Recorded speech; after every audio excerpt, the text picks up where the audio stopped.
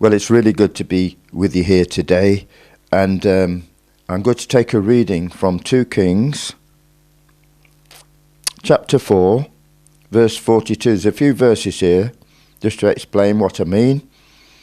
It's where Elisha feeds 100 men.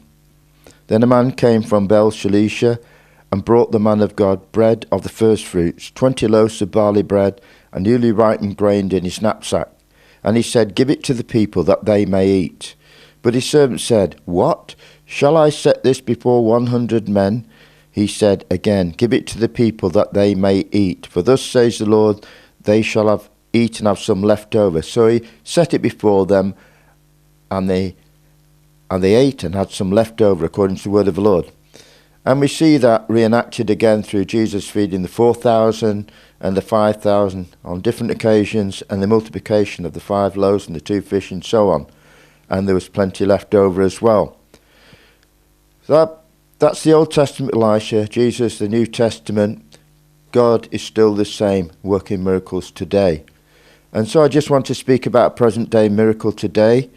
My daughter is a missionary in Cambodia, Phnom Penh, and she works very hard at it as well, and she's involved in ministering to the slum people, the families and the children, and she holds meetings every Saturday, and so she starts works up. The last work she started up, loads of children came, and she has a team of people with her, and she goes there, sets up this ministry, and invite the children to come to the meeting, and the families come as well. She goes in amongst the families as well, and she takes them food, fruit, and the gospel of Jesus Christ.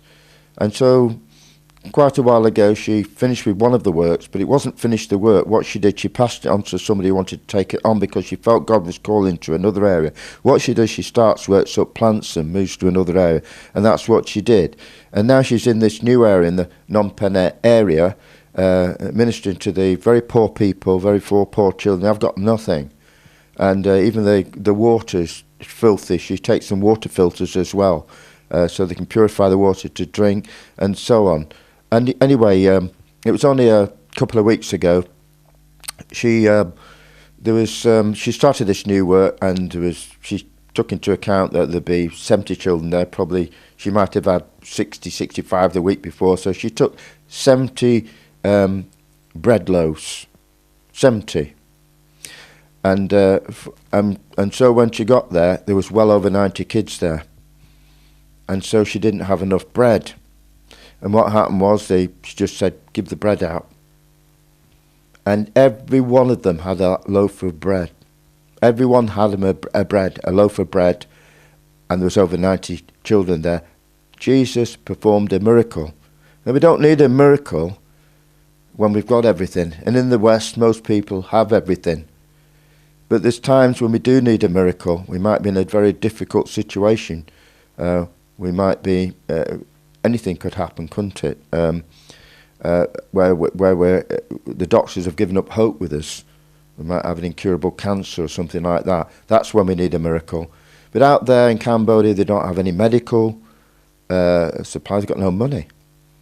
They don't have any proper sanitation or anything else. So God is only too pleased. Jesus is the same God today as he was in Elisha's day, and when he walked the earth, he's still performing miracles today. And we see that in that story that I've just read. The man of God, a man from Baal-Shalisha brought the man of God bread of the first fruit, 20 loaves of barley, and he feeds 100 people. And he had faith, you see, just give it out, and they all had a good feed. And they're all provided for, and Jesus with 5 loaves and 2 fish. 5 loaves and 2 fish to feed well over 5,000 people. That's an amazing miracle. And 12 baskets left over. But that's what God does. If there's a need, and especially amongst these poor people, he'll perform miracles. And it's natural. My daughter Julie, she's like that. She just doesn't make a big song and a dance over anything. She just does it and just said, "Oh yeah, well," and there was all that.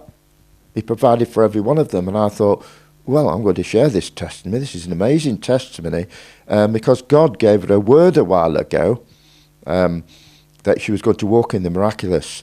And not only is she walking in the miraculous with the multiplication of the breads, but also with the children. When she starts her work, they grow very quickly. And I'm sure next time they're well over 100. And where she goes from there, I don't know. But God's still in the business of working miracles today. So keep believing. He's the same Jesus Christ yesterday, today, and forever. It's just a matter of doing it. If he calls you to do something, you think you haven't got enough.